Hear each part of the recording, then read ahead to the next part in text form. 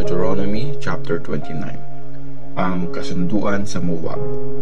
Ito ang mga kondisyon sa kasunduan ni Lord at ng mga Israelites na inutos niya kay Moses nung nasa Moab sila.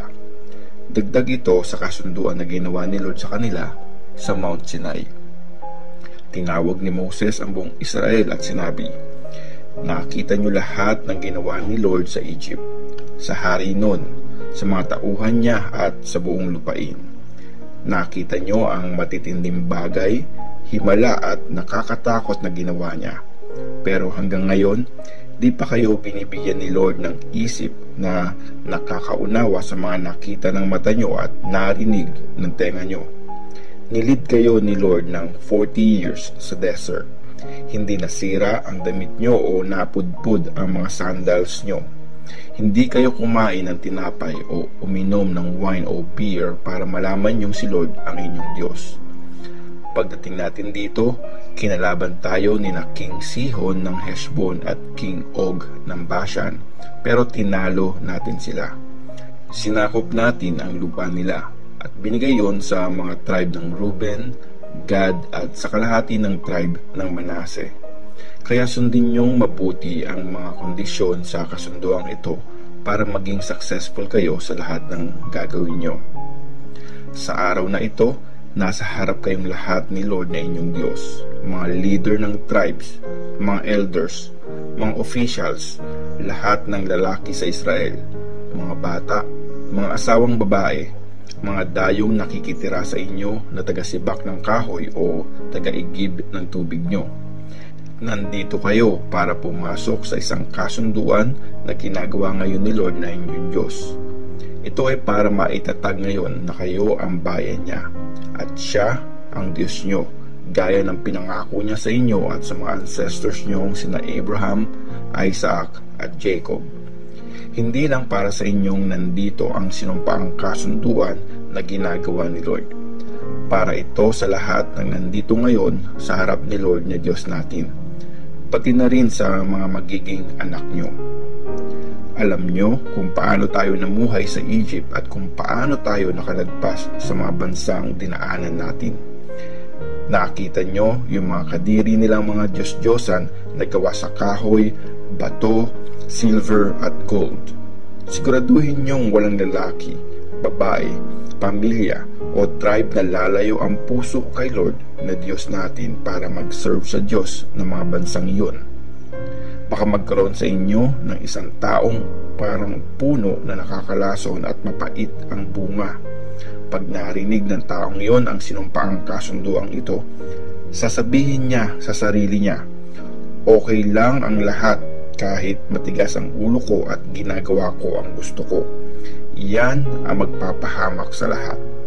Mabuti man o masama, hindi papatawarin ni Lord ang taong yun.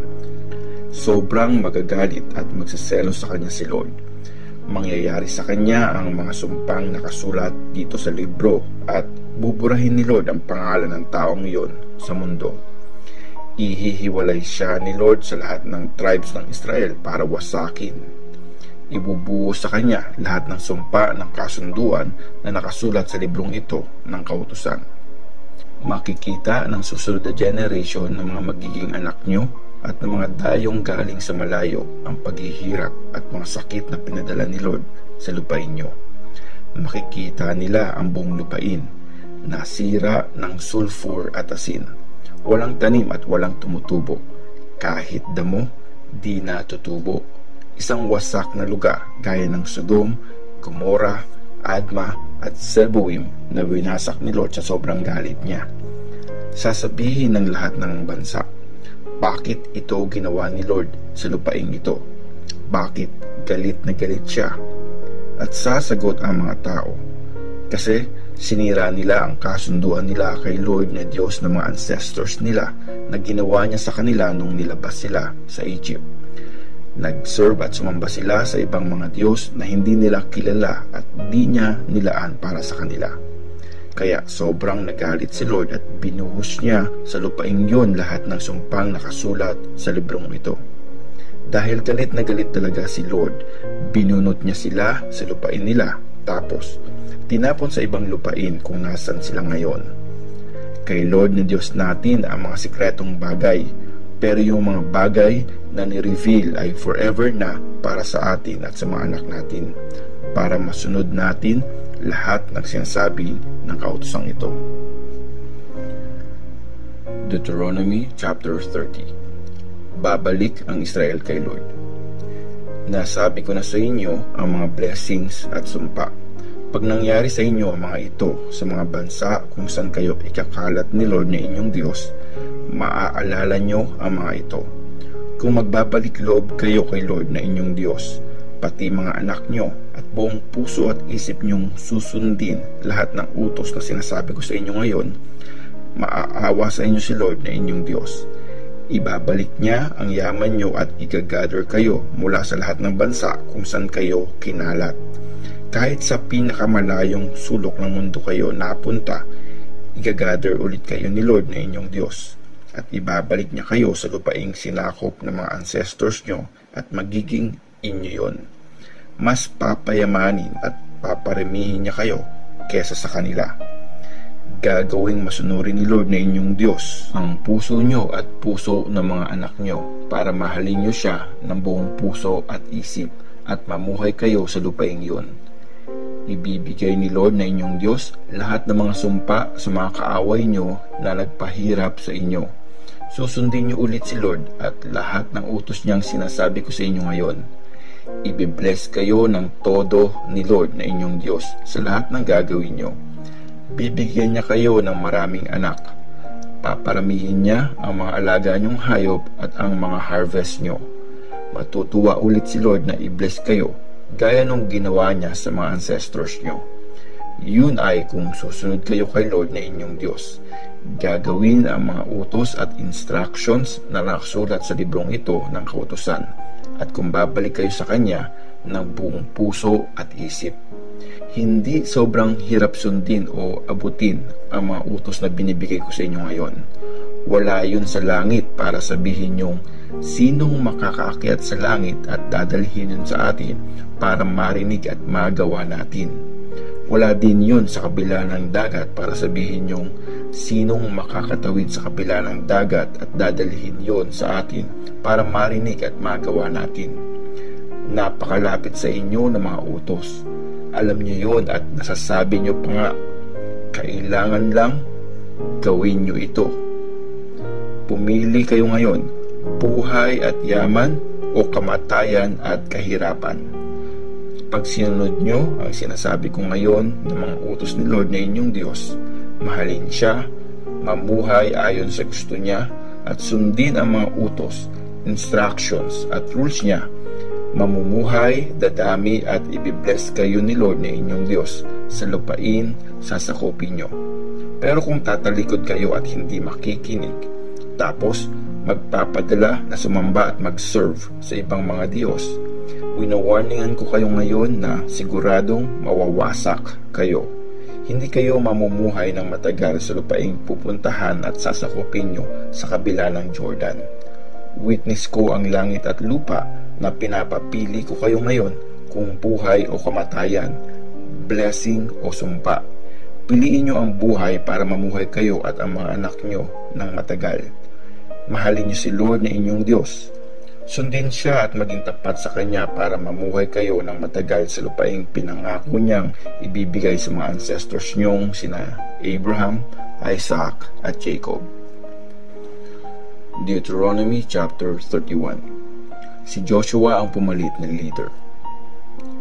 Patuloy na nagsalita si Moses sa buong Israel. Sabi niya, 120 years old na ako ngayon at mahina na ako. Sinabi na sa akin ni Lord, hindi ka makakatawid ng Jordan. Si Lord na inyong Diyos na mismo ang manguna sa inyo. Wawasakin niya ang mga bayan doon para mapalayas niyo sila. Si Joshua ang magiging leader niyo gaya ng sinabi ni Lord. Wawasakin sila ni Lord gaya ng ginawa niyang pagwasak kina Sihon at Og ng mga hari ng Amorites at sa lupain nila. Ibibigay sila sa inyo ni Lord para talunin at gagawin niyo sa kanila lahat ng utos na sinasabi ko. Magiging matatag at matapang kayo. Huwag kayong matakot o kabahan sa kanila kasi si Lord na inyong Diyos ang kasama nyo. di niya kayo iiwan o papabayaan. Tapos, tinawag ni Moses si Joshua at sinabi sa kanya sa harap ng buong Israel, maging matatag at matapang ka, kasi ikaw ang maglilid sa mga taong ito para sakupin ang lupaing pinangako ni Lord sa mga ancestors nila. Ililid at sasamahan ka ni Lord. Hindi ka niya iiwan o papabayaan. Huwag kang matakot o panghinaan ng loob. Pagbasa ng kautusan. Sinulat ni Moses ang kautusan at ibinigay sa mga paring Levites na tagadala ng box ng kasunduan ni Lord at sa lahat ng mga elders ng Israel. Sinabi niya sa kanila, tuwing katapusan ng 7 years, sa year na ikakancel na ang mga utang, sa piyesta ng shelters, at pag nag-gather na lahat ng Israelites sa harap ni Lord na inyong Diyos, sa lugar na pipiliin niya kung saan siya i-worship, basahin niyo ng malakas ang kautosang ito. I-gather niyo ang lahat, mga lalaki, babae, bata, at mga dayong nakatira sa bayan niyo para marinig nila yon. At matuto silang matakot kay Lord na inyong Diyos at sundin nilang mabuti lahat ng mga utos. At ang mga anak nila na di alam ang kautusan, maririnig ito at matututong matakot kay Lord na inyong Diyos habang nabubuhay kayo sa lupain na sasakupin nyo sa kabila ng Jordan. Huling instructions kay Moses. Sinabi ni Lord kay Moses, malapit ka nang mamatay. Tawagin mo si Joshua at pumunta kayo sa banal na tent para ma-appoint ko na siyang leader. At pumunta nga doon sina Moses at Joshua. Nagpakita si Lord bilang haliging ulap na nakatayo sa pinto ng tent. At sinabi ni Lord kay Moses, malapit ka nang mahimlay kasama ng mga ancestors mo. Pag nangyari yon, ang mga taong ito magtataksil sa akin at sasamba sa ibang mga Diyos sa lupaing pupuntahan nila. Tatalikuran nila ako at sisirain ang kasunduang ginawa ko sa kanila. Magagalit ako sa kanila sa panahong yon. Papabayaan at tatalikuran ko sila at mauubos sila. Magkakaranas sila ng maraming paghihirap at gulo. Pag nagkaganon, sasabihin nila, nangyayari sa atin ito dahil iniwan na tayo ng Diyos natin. Papabayaan ko sila sa panahong yon dahil sa lahat ng masamang ginawa nila at pagsamba sa ibang mga Diyos. Kaya isulat mo ang kantang ito at ituro sa mga Israelites. Itanim mo ito sa puso nila para maging witness ko laban sa kanila. Kasi pag nadala ko na sila sa lupaing mayaman at sagana na pinangako ko sa mga ancestors nila at umunlad, yumaman at kampante na sila, sasamba at magsaserve sila sa ibang mga Diyos. Aayawan nila ako at sisirain ang kasunduan namin. Pag marami ng paghihirap at gulo ang naranasan nila, susumbatan sila ng kantang ito dahil patuloy itong kakantahin ng magiging lahi nila. Alam ko kung gaano sila kadaling mag-isip ng masama bago ko pa sila dalhin sa pinangako kong lupain. Kaya sinulat ni Moses nung araw na yon ang kantang ito at tinuro sa mga Israelites. Tapos, inappoint ni Lord si Joshua na anak ni Nun at sinabi, maging matatag at matapang ka dahil dadalhin mo ang mga Israelites sa lupaing pinangako kong ibibigay sa kanila. Kasama mo ako. Pagkatapos isulat ni Moses ang buong kautosang ito sa libro, intusan ni Moses ang mga Levites na tagadala ng box ng kasunduan ni Lord. Kunin nyo ang librong ito ng kautusan at ilagay sa tabi ng kasunduan ni Lord na inyong Diyos. Ito ang magsisilbing witness ko laban sa inyo. Alam kong mapagrebelde kayo at matigas ang ulo nyo. Buhay pa akong kasama nyo, nagre-rebelde na kayo kay Lord. Paano pa kaya pagpatay na ako? I-gather nyo lahat ng elders at officials ng tribes nyo para marinig nila ang sasabihin ko. Magiging witness ko ang langit at lupa laban sa kanila. Alam ko na pag namatay na ako, magpapakasama kayo at lilihis sa mga utos na sinabi ko. At darating ang panahon na makakaranas kayo ng paghihirap dahil gagawa kayo ng masama sa paningin ni Lord. Gagalitin niyo siya dahil sa mga gawain niyo.